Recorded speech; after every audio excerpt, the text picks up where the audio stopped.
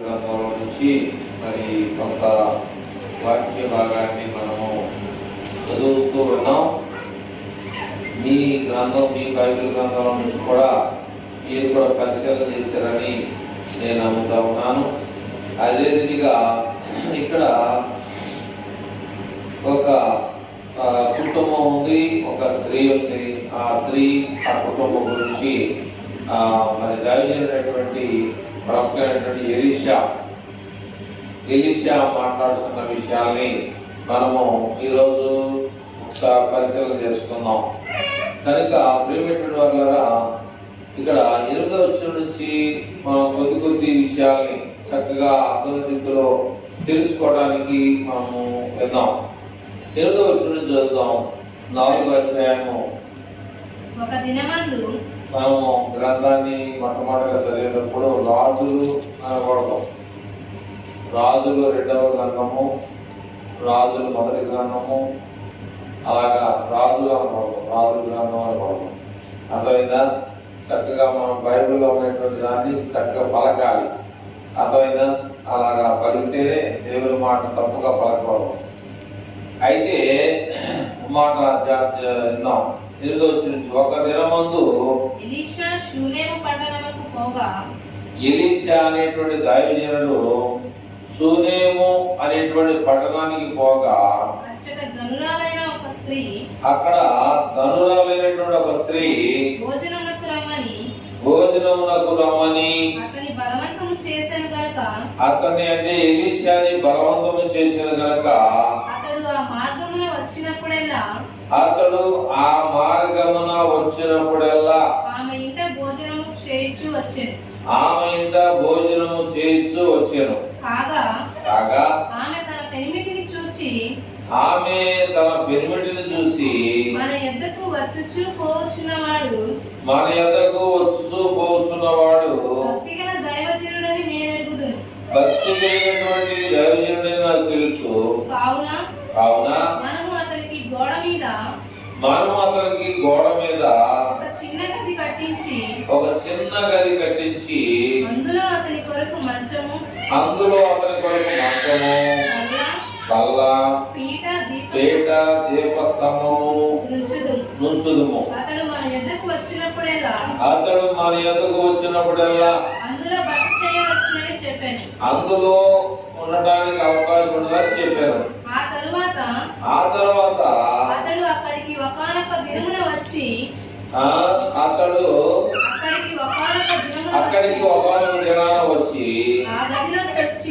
ఆ గదిలో ఉండి అక్కడ నివాసం ఉండేది. అతడు తన పనివాడైనటువంటి గెహాజీని పిలిచి ఈ శూనేమీయురాలిని పిలువమనగా వాడు ఆమెను పిలిచెను. ఆమె వచ్చి అతని ముందర నిలవబడినప్పుడు అతడు నీవు ఎంత శ్రద్ధాభక్తులు మా యందు కనుపరిస్థితివి, నీకు నేనేమి చేయవలెను? రాజుతోనైనను సైన్యాధిపతితోనైనను నిన్ను గూర్చి నేను మాట్లాడవాలని కోరుచున్నావని అడుగుమని గెహజీకి ఆజ్ఞయ్యగా వాడు ఆ ప్రకారం ఆమెతో అనెను. అందుకామె నేను నా స్వజనులలో కాపురమున్నానని ఎలీషా ఆమె నేనేమి చేయకోరుచున్నదని వారిని అడగగా గెహజీ ఆమెకు కుమారుడు లేడు. అయితే ఇక్కడ ప్రేమటువంటి వాళ్ళ ఒక విషయాన్ని మనము తెలుసుకోవాల్సిన విషయం ఉంది. సునేమిరాలనేటువంటి ఆయన ఆమె ఏం చేసింది అనే విషయం మనకు తెలియాలి. సునేమిరాలనేటువంటి విషయం ఆ యొక్క స్త్రీ ఏం చేసింది అంటే మీకు ఎవరికైనా తెలిస్తే పర్లేదు, తెలియకపోతే నేర్చుకుందాం. అయితే దైవజనుడైనటువంటి ఎలీషాని భోజనానికి పిలిచింది. మీరు ఎప్పుడు ఈ ప్రాంతానికి, మీరు ఎప్పుడు మా ఇంటి మీదకి వెళ్ళేటప్పుడు, మీరు ఏ టైంలో మా ఇంటి మీదకి వెళ్తా ఉంటారో మా ఇంటికి వచ్చి మీరు వెళ్ళండి అనేటువంటి విషయాన్ని అక్కడ చెప్పుతున్నటువంటి సంగతులు మనం విన్నాం. అయితే ఇక్కడ కొన్ని విషయాలు మనం తెలుసుకోవాల్సిన విషయం ఏంటంటే ఆమె ఎలాంటి వ్యక్తి అంటే మనకు తెలుస్తున్నారు. ఎలాంటి వ్యక్తి? గనురాలంటే నీరసంగా ఉందని టిఫిన్ చేయలేదా? చెప్పండి సరిగ్గా. గనురాలు అంటే డబ్బు ఆస్తి కలిగిన వ్యక్తి. డబ్బు ఆస్తి కలిగిన వ్యక్తి ఒక దైవజనుడిని పిలిచి ఆహారం పెడతా ఉందంటే పెట్టాల్సిన అవసరం లేదు. అర్థమైందా? మరి ఎందుకని పిలుస్తా ఉంది అనే విషయాన్ని మనం ఆలోచన చేయాలి. అయితే ఒక దైవజనుడు అని ఇక్కడ మనం చదివేప్పుడు నాకు చదువుకుంటూ వచ్చాం. వీళ్ళు చాలా భక్తి పరులాగా ఉన్నట్టుగా నాకు కనపడుతుంది. తన భక్తితో మాట్లాడుతుంది. వీళ్ళు భక్తి అనేది ఉందనేటువంటి సంగతి తన భర్త ద్వారా తెలియజేసుకుంటా ఉంది. అయితే వాళ్ళు కూడా ఏం చేస్తారంటే ఏంటి బాధ్యత అంటే మీ ఇంటికి వచ్చిన వల్ల భోజనం చేసి వెళ్ళిపోతా ఉన్నాం. అర్థమవుతుందా? జాగ్రత్త ఆగిపోతే నాకు ఆహారం పెడుతుంది, తన దోషినటువంటి కాలు తెస్తుంది. ఎందుకు భోజనం తెలియట్లేదు, ఎందుకు రమ్మందో కూడా తెలియట్లేదు. ఇకపోతే కొన్నాళ్ళ తర్వాత ఏం జరిగిందంటే నేను నీకేమైనా సహాయం ఏమైనా చేయాలా అని తన దగ్గర పనిచేసేటువంటి గెహాజీతో చెప్తా ఉన్నాడు. ఆమెకి మనం ఇన్నిసార్లు వచ్చి మన కోసం ఏం చేశారు వాళ్ళు? ఏమా దైవజనుడి కోసం ఆయన దగ్గర పనిచేసేట్టు ఆయన కోసం ఏం చేశారు?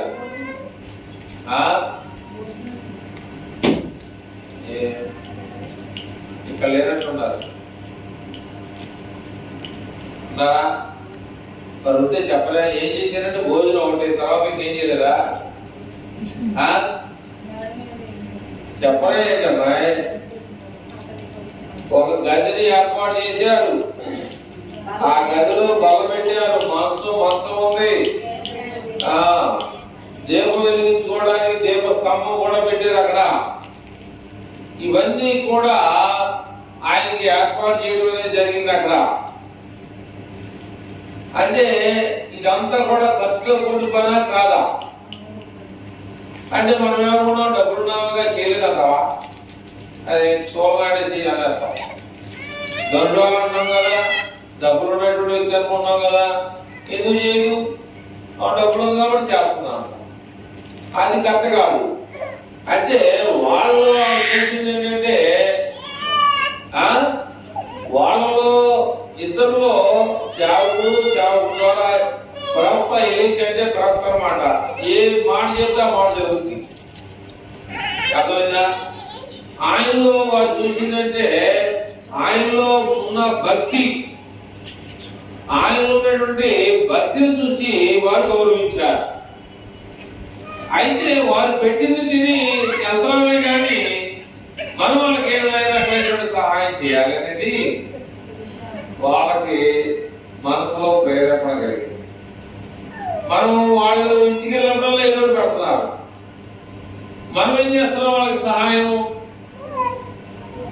అదవుతుందంటే మనం ఏం చేస్తామని చెప్పేసి ఎలీషా గెహాజీని పిలిచి అవసరం ఏముందో ఒకసారి అడిగితే, నా వల్ల అయితే పని, రాజుల వల్ల అయితే పని, అధికారుల వల్ల అయితే పని, ఎవరి వల్ల ఏమిటి మేలు జరగాలో ఒకసారి నువ్వు వెళ్ళి అడగమంటే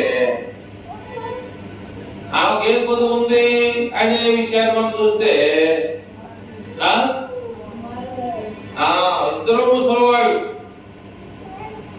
ఇద్దరు ముసలివాళ్ళు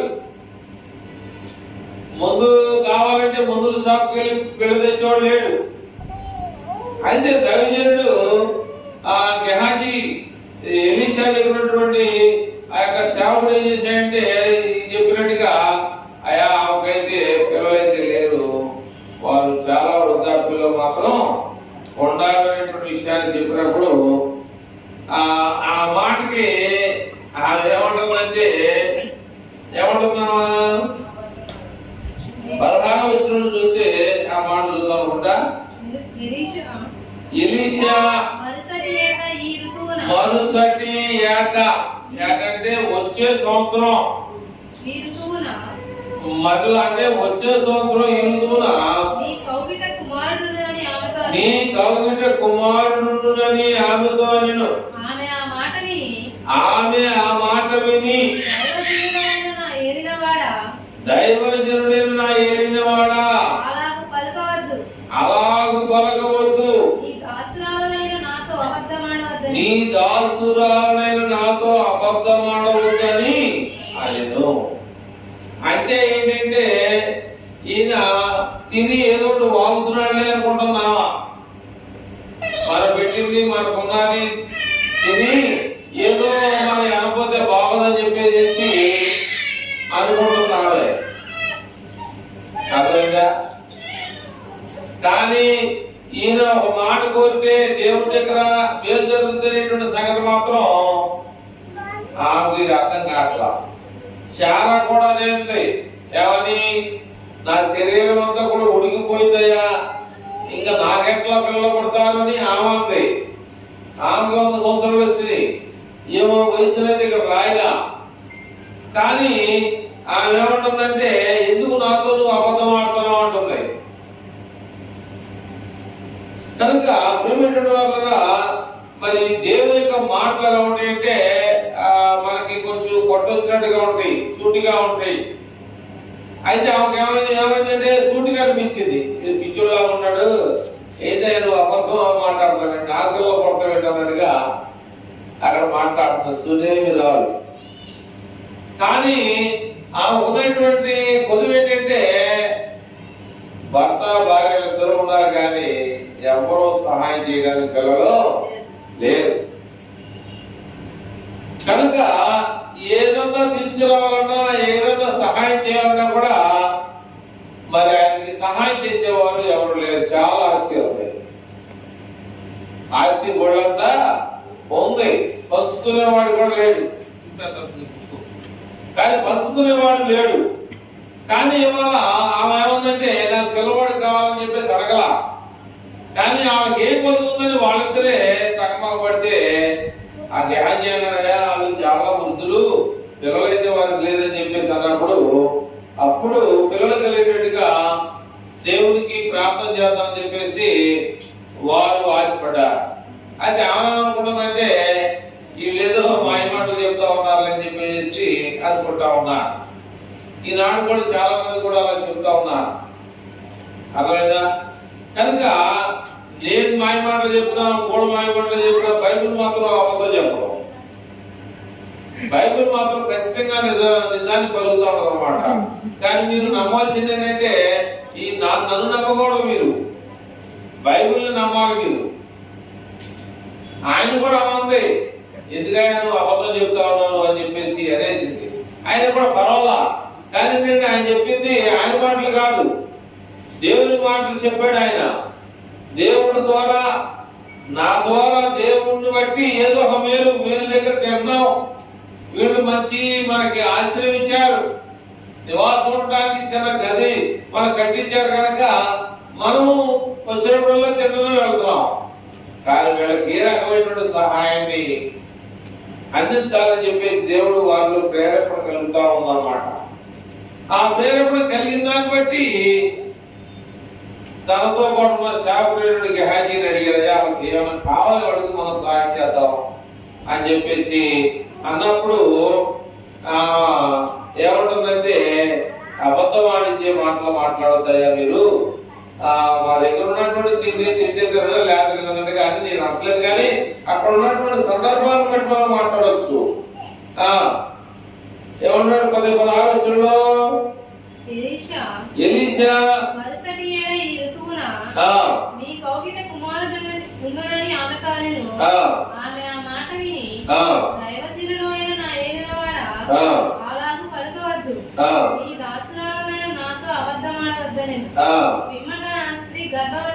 చూడండి, గర్భవతి అయి మరుసటి అంటే వచ్చే సంవత్సరానికి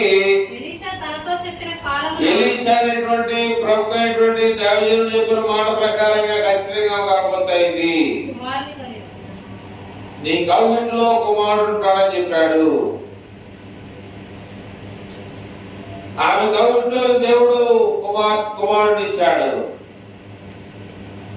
ఈనాడు కనేటువంటి హాస్పిటల్లో పిల్లలు ఆడపిల్ల పుడితే ఎవరే క్షేమలే అంటారు. అని లోపల సరిగ్గా చెప్పట్లా. మొగడు పుడితే పర్లేదని చెప్పట్లా. ఎవడే క్షేమలే ఏం చేస్తామని అన్నారు. కానీ నిజంగా కావాల్సిన వాళ్ళకి మొగోడు కావాలి. కానీ అడగల నాకు మొగోడు కావాలని పై మాటకి ఎవరే క్షేమలు అనుకోవడం కడుపులో నుంచి వచ్చేది కావాలి. అర్థమైందా? కానీ అసలు ఎవరిని ఏం అడగల సహాయం. ఎందుకని? డబ్బు కలిగిన వ్యక్తి ఇంకా నాకెందుకురా బాబు, నేనేం చేసుకుంటాను, డబ్బులుంటాయి, అన్నీ ఉంటాయి, మరి రాజులను అడగమంటావా, అధికారులను అడిగి నీకేం సహాయం చేయించమంటావా అనేటువంటి విషయాల్ని ఆయన అడిగినప్పుడు నాకు నా స్వజనులు ఉన్నారులే, నాకేం ఇబ్బంది లేదు అని చెప్పేసి మాట్లాడుతూ ఉంటాయి. అయితే ఆమె మరి మేము ఈ స్థితిలో అంటే ఏంటంటే లోక సంబంధంగా అయితే ఇక నాకు పుడతారు పిల్లలు అనుకుంటుంది. కానీ ఈ దైవజనుడు చెప్తే నాకు మేలు జరుగుతుంది అనేటువంటి విషయం మాత్రం అక్కడ ఆమె గ్రహించట్లా. కాబట్టి ఒక విషయాన్ని మనం జ్ఞాపకం చేసుకోవాలి.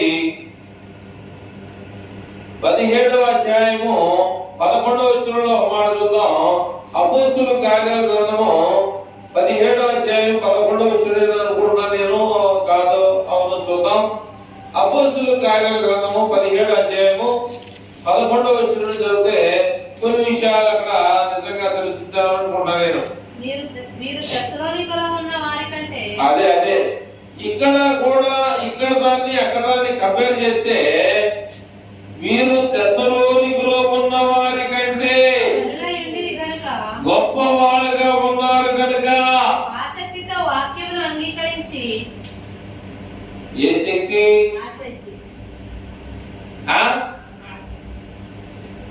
చాలా జాగ్రత్తగా, మీకు ఆసక్తి ఉందో లేదో నాకు తెలియదు, మీకు ఈ శక్తి ఉందో ఆసక్తి ఉందో నాకు తెలియదు.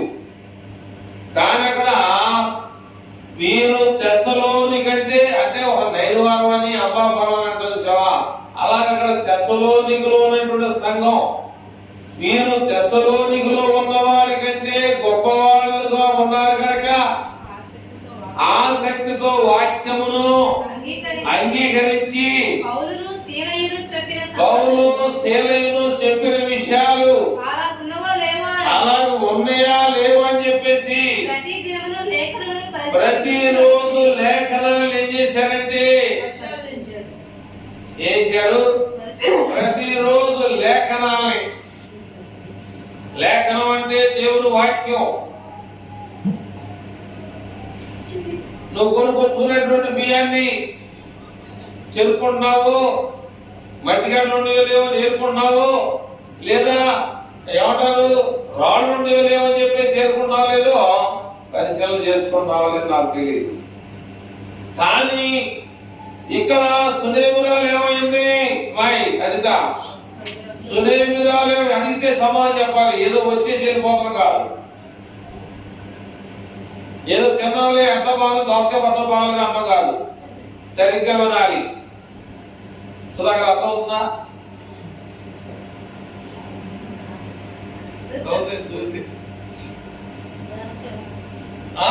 అట్లాగే వినాలి. వారు ఏమి కూడా గంభీరాలు ఏమికి డబ్బులు అవసరంలా. కానీ వారు తెస్సలోనికలో ఉన్న వారు కూడా ఆ ఊర్లో ఉన్న వాళ్ళకన్నా కూడా చాలా గలపు చెందిన వారు. కానీ వారు ఏం చేస్తారంటే ప్రతిరోజు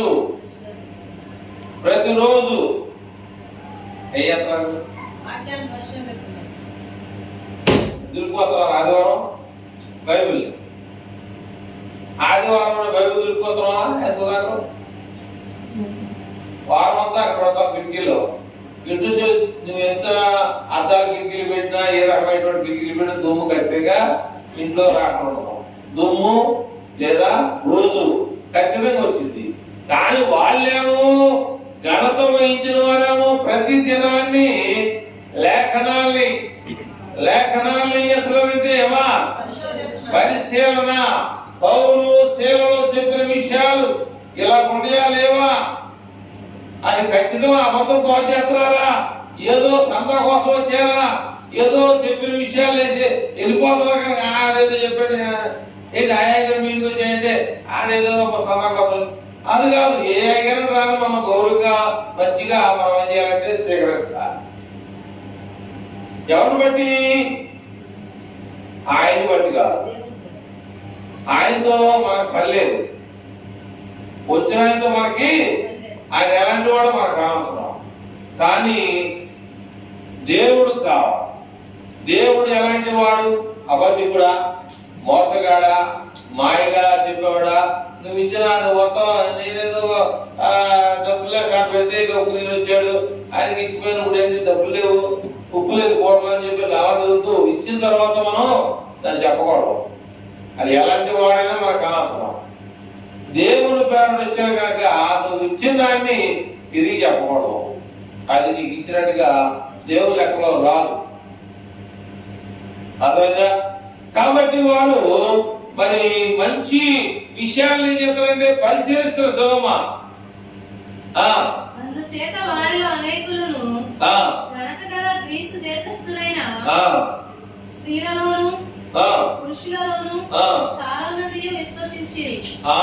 అయితే ఏంటంటే స్త్రీలు పురుషుల్లో కూడా ఎందుకని ఆన్సర్ నిజాన్ని గ్రహిస్తున్నారు. అక్కడ వీరు పౌలు శీలలు చెప్పిన విషయాలు అవి నిజమా కాదని చెప్పేసి వారు ఏం చేశారంటే పరిశీలించిన తర్వాత నిజమని గ్రహించారు. అప్పుడు ఏం చేశారంటే వాళ్ళు ఆసక్తితో ఆ వాక్యాన్ని ఏం చేశారంటే అంగీకరించారన్నమాట. అదవుతా వాక్యాన్ని అంగీకరించారు. అందుకనే ఈ సోలేమి అనేటువంటి రాలు ఆ గనురాలు ప్రవక్తైనటువంటి ఎలీషాని మా ఇంటి మీద వస్తూ పోయినప్పుడల్లా కూడా మా ఇంటికి వచ్చి నువ్వు కనీసం భోజనం చేసిల్లు. అందుకనే అబ్రహాం కూడా ఏమన్నాయంటే ఎండ వేళలో ఇటువంటి టైంలో వచ్చిన తర్వాత నీ దాసుడైనా నీ కటాక్షము నా మీద ఉన్నాయనలా అది తెలుసుకోవాలి. నీ కటాక్షము నా మీద ఉన్నట్లయితే నీ దాసుడిని దాటిపోవచ్చు. నువ్వు దాటిపోవా ఆ కటాక్షం నా మీద నువ్వు కటాక్షం అంటే ఏంటి? ఆశీర్వాదం. నీ దాసుడైనటువంటి నీ కటాక్షం నన్ను దాటిపోతానంటే నీ తెచ్చినటువంటి ఆశీర్వాదం నా మీద నుండి తొలగిపోవద్దు, నా మీదకి రావాలి. కనుక అప్పుడేటువంటి వాళ్ళ కొద్ది విషయాలు ముందు చదివేసేసి ఆ 2వ రాజుల గ్రంథంలో 16వ వచనాన్ని ముగించాం. 17వ అధ్యాయంలో చదివేసేసి మన భాగాన్ని ముందుకు తీసుకెళ్దాం. స్త్రీ గర్భవతి అయి మరుసటి ఏట ఎలీషా తనతో చెప్పిన కాలమున కుమారుని కలెను. ఆ బిడ్డ ఎదిగిన తరువాత ఒకనాడు పోత పోయి వారి యొద్దనున్న తన తండ్రి దగ్గరకు పోయి అక్కడ ఉండగా వాడు నా తలపోయేనే అని తన తండ్రితో చెప్పాను. అతడు వారిని ఎత్తుకొని తల్లి ఎత్తుకు తీసుకొని పొమ్మని పనివారిలో ఒకరికి చెప్పగా వాడు ఆ బాలుని ఎత్తుకొని వారి తల్లి ఎత్తుకు తీసుకొని పోయాను. పిల్లవాడు మధ్యాహ్నం వరకు తల్లి తొడ మీద పండుకొని ఉండి చనిపోయాను. ఇప్పుడు నిజమైనటువంటి సహాయం కావాల్సి వచ్చింది ఆమెకి. కుమారుణ్ణి దేవుడు తన చెప్పాడు, దేవుడు ఇచ్చాడు. కానీ ఈమెం చేసిందంటే భర్త కూడా చెప్పకుండా గాడిదను తీసుకొని పరివాళ్ళను తీసుకొని ధైర్యమైనటువంటి ఎలీషా ఎక్కడున్నాడు అని చెప్పేసి ఆ గెహాజీ ఎలీషా కూడా ఉన్నటువంటి ప్రదేశానికి వెళ్ళి అయా ఇది పరిస్థితి అని చెప్పేసి అక్కడికి పోయి ఆయన్ని తీసుకొని వచ్చి తన కుమారుడు మరలా బ్రతికేంత వరకు కూడా ఆయన తీసుకొని వచ్చి ప్రార్థన చేసి మరలా బ్రతికించినట్టుగా ఈ అధ్యాయం అంతా కూడా మనం చదివితే, ఈ 2వ రాజుల గ్రంథము 4వ అధ్యాయం మనం చదివితే తిరిగి మరలా ఆయన బ్రతికినట్టుగా మనం చూస్తాం. అయితే ఒక విషయాన్ని మనం చూస్తే 35 వచనాన్ని మనం ముందు చదువుతాం. 35 4 35 2వ రాజుల గ్రంథం 4వ అధ్యాయం 35వ వచనాన్ని మనం ముందుకు వెళ్దాం. తాను దిగి ఇంటిలో యువతలో నుండి యత వరకు యువత నుండి అవతల వరకు ఒకసారి తిరిగి నడిచి మరలా మంచం మీద ఎక్కి వాని మీద పొడుగుగా పండుకోగా బిడ్డ 7 మార్లు తుమ్మి కళ్ళు తెరిచాను. అప్పుడు అతను గెహజీని పిలిచి ఆ శూన్యవీరాలను పిలుచుకుని రమ్మనగా వాడు ఆమెను పిలిచాను. ఆమె అతని ఎద్దరికి రాగా అతడు నీ కుమారుని ఎత్తుకోమని ఆమెతో చెప్పాను. అంతటా ఆమె లోపలికి వచ్చి అతని కాళ్ళ మీద సాష్టాంగపడి లేచి తన కుమారుని ఎత్తుకొని పోయాను. కనుక ప్రియమైనటువంటి వాళ్ళరా, దేవుడు సేవకుల ద్వారా ఇచ్చినటువంటి కుమారుడు ఒక దినాన కాయల పడి చనిపోతే మరలా తల్లి వెళ్ళిపోయి ఆ దైవజన్ దగ్గరికి తీసుకొని వచ్చింది. ఆ బిడ్డ బ్రతికేంత వరకు కూడా తన మీద తన ఆత్మను పోగొట్టి తన ఆత్మను ఆయనలోకి వచ్చినట్టుగా చేసి ప్రార్థన చేసి మరలా తిరిగి ఏ బిడ్డనైతే పొందిందో, ఏ బిడ్డ అయితే పొంది చనిపోయాడో మరలా తిరిగి ఆ బిడ్డని బ్రతికించి తన తల్లికి అప్పగించాడు. అంటే ఈనాడు చాలా మంది కూడా దేవుని వాక్యాన్ని ఏదో మనం అనుకూలంగా ఆ పరిస్థితులు బట్టి ఆయన వాక్యాన్ని వింటాం. నీకు ఏది అవసరం ఉన్నా సరే, నీకు ఆయన ద్వారా ఏదైనా నువ్వు పొందాలి అనేటువంటి ఒక ఆలోచన నీకు కానీ కలిగి ఉంటే నీ ప్రార్థన చాలా గట్టిగా ఉండాలి. నీ ప్రార్థన చాలా గట్టిగా ఉండాలి. ఒకవేళ నువ్వు చేసిన ప్రార్థన గట్టిగా కూడా లేదనుకో, అది మన అవసరాల కోసం చేస్తే మాత్రం జరగదు. అర్థమైందా? మన అవసరాల కోసం చేస్తే మాత్రం అది జరగదు. కనుక మనం ఏమనుకుంటామంటే మన బిడ్డలు బాగా చదివి ఉన్నత స్థానాన్ని కలిగి ఒక తెలివిగా నిజంగా మరి మన దగ్గర ప్రార్థనకు వచ్చి మన దగ్గర చదువుకొని బాగా ఆ సగ ప్రార్థన దైవజనుడి ప్రార్థన విని దేవుడు ఆ కుమారుడికి ఒక మంచి గవర్నమెంట్ ఉద్యోగం వచ్చిందనుకో, అది మీకన్నా ఎక్కువగా దేవుడు దేవాలయం మేము చేసిన ప్రాంతం వల్ల కుమారుడికి మంచి స్థాయిలో ఈనాడు ఆయన ఉన్నాడని చెప్పుకోవడానికి అది గొప్ప సాక్ష్యంగా నిలబడుతున్న విషయాన్ని మనం జ్ఞాపకం చేసుకోవాలి. అలాగా రావాలి అంటే మనం ఏం చేయాలంటే ప్రార్థన చాలా అవసరమైంది. ప్రార్థన చాలా అవసరమైంది. సునేమీరాలు గనురాలు దాని పేరు ఆయన పేరు దైవజనుడైనటువంటి ఎలీషా దగ్గరికి వెళ్ళాల్సిన అవసరం లేదు. ఆ ఊర్లో హాస్పిటల్ లేవా, నాటు మందులు లేవా, నాటు మందులు లేవా, ఏదో ఒక ముందు కాడికి వెళ్ళి కుమారుని బతికించుకోవచ్చు. కానీ ఏంటంటే మీరు చాలా భక్తి కలిగినటువంటి వారు. పని వేళ దగ్గరికి వెళ్తేనే పని జరుగుద్ది, ఇక్కడికి వెళ్తే పని జరుగుతుందో జరగదని తర్వాత సంగతి. కానీ ఆమె ఖచ్చితంగా ఆ యొక్క ఎలీషా దగ్గరికి వెళ్ళి చనిపోయినటువంటి తన కుమారుడైనటువంటి ఆ బిడ్డని మరలా బ్రతికించుకున్నట్టుగా మనం చూస్తూ ఉంటాం. కనుక ప్రియమైనటువంటి వాళ్ళారా, ఏమి చేసినటువంటి సహాయం అంటే భోజనం పెట్టిందో ఏం పెట్టిందో మనకైతే తెలియదు. కానీ ఆమెకి దేవుడు బైబిల్లో ఒక మాట ఉంది. ఏముందా మాట? కుమారుడు యెహోవా అనుగ్రహించు స్వాస్థ్యము గర్భఫలము ఆయన ఇచ్చు బహుమానం అన్నాడు. స్వాస్థ్యం అంటే తెలుసా మీకు ఎవరికైనా? స్వాస్థ్యం అంటే తెలుసా ఎవరికైనా? స్వాస్థ్యం అంటే అనగా ఆస్తి అన్నమాట. అర్థమైందా? కుమారుడు యెహోవా అనుగ్రహించు స్వాస్థ్యము అర్థమైందా? ఇప్పుడు మీకు ఒక కుమారుడు ఉన్నాడు. మీ కుమారుడు స్థాయిలో మీ స్థాయిలో దేవుడు మీరు చేయగలరు. మీ మనవడి స్థాయిలో దేవుడు ఉన్నత తీసుకురావచ్చా? అర్థమైందా? తెలియనిగా దేవుడు ఒక తరంలో ఒక తరంగా మార్చొచ్చా? స్వాస్థ్యం అనగా ఆస్తి అన్నమాట. అందుకనే చాలా మంది కూడా ఎక్కువగా మగపిల్లడే పుట్టాలని కోరుకుంటా ఉంటారు. పై మాటకి ఏమంటాయంటే మగపిల్లడు ఏం చేస్తాడమ్మా అప్పుడే తట్టదని తొంతలు అంటారు. ఇప్పుడు తంతే తన్నాయి కాబట్టి కాబట్టి ఆ కుమారుడు అనేటువంటి వాడు ఏంటంటే స్వాస్థ్యము అనగా ఆస్తిని సంపాదించేవాడు. కుమారుడు అనేవాడు ఏంటంటే ఆస్తిని సంపాదించేవాడు. అలాగే ఎక్కువ మంది కోరుకునేది ఏంటంటే ఈ లోకంలో మగపిల్లలను కోరుకుంటా ఉంటారు. ఒక ఆయన వాక్యం చెప్తే ఏమంటే పెళ్లి చేసే కాడ పెళ్లి జరుగుతుంది కదండి. పెళ్లి జరిగే కాడ ఆడపిల్లే ఆడపిల్లకి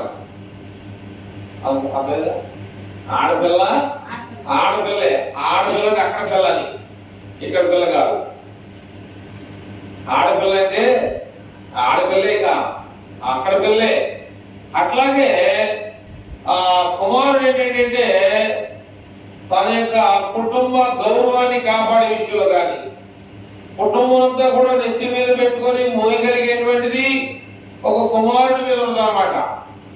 ఆ కుమారుడికి సమస్త భారం అంతా ఆయన మీద ఉందన్నమాట. కనుక అని ఆడపిల్లని తక్కువగా చూడటం కాదు. కనుక ఏంటంటే పిల్లలు అనేది దేవుడు ఇచ్చేటువంటి బహుమానం. అది మనం కావాలని కోరుకునేది కాదు, మనం ఆశపడితే వచ్చేది. అది దేవుడు ఇష్టపడాలి, దేవుడు ఇవ్వాలి. దేవుడు ఇస్తేనే మనం సంతోషిస్తాం, కానీ దేవుడు ఇవ్వకపోతే మనము సంతోషించలేము. అది దేవుడు ఇవ్వాలి అంటే నీ మొక్కుబడి సరిగ్గా ఉండాలి. నువ్వు అనుకున్నది నీకు కావాలంటే నీ మొక్కుబడిని దాంట్లో ఏ రకమైనటువంటి ఏముండకూడదు నీ మొక్కుబడిలో ఏముండకూడదు, కాల్మషం. ఇప్పుడు చదువుకున్నాం ఏది మంచి లేక దూడ, కొవ్వినటువంటి దూడ తీసుకొచ్చా. ఎవరు? అబ్రహాము. మంచిది, ఏ రకమైనటువంటి మత్స డాగు లేనటువంటి దాన్ని తీసుకొచ్చి అది అలాగా దేవునికి ఇవ్వాలన్నమాట.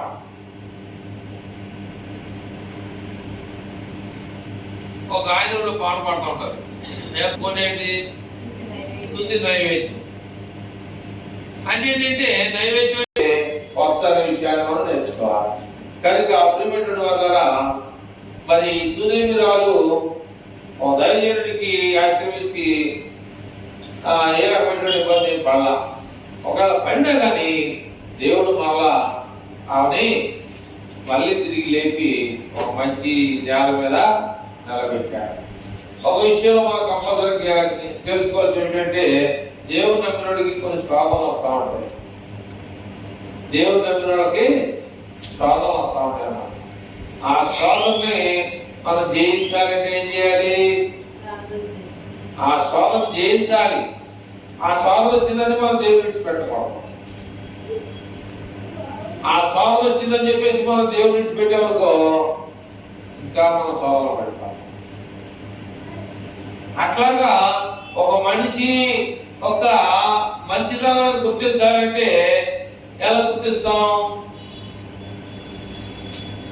ఒక మనిషి మంచిదనడానికి కారణం ఏంటి?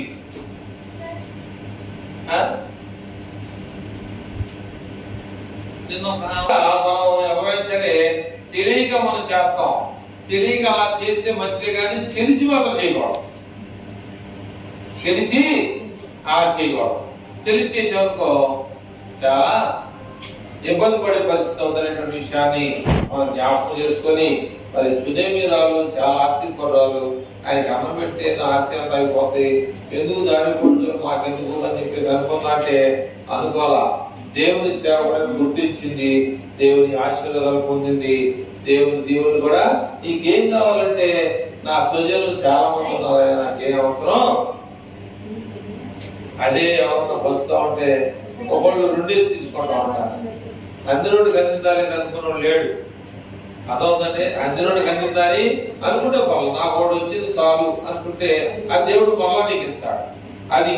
అది మనం కలిగి జీవించడానికి ప్రయత్నం చేద్దాం. కళ్ళు మూసుకొని ప్రార్థన చేసుకుందాం.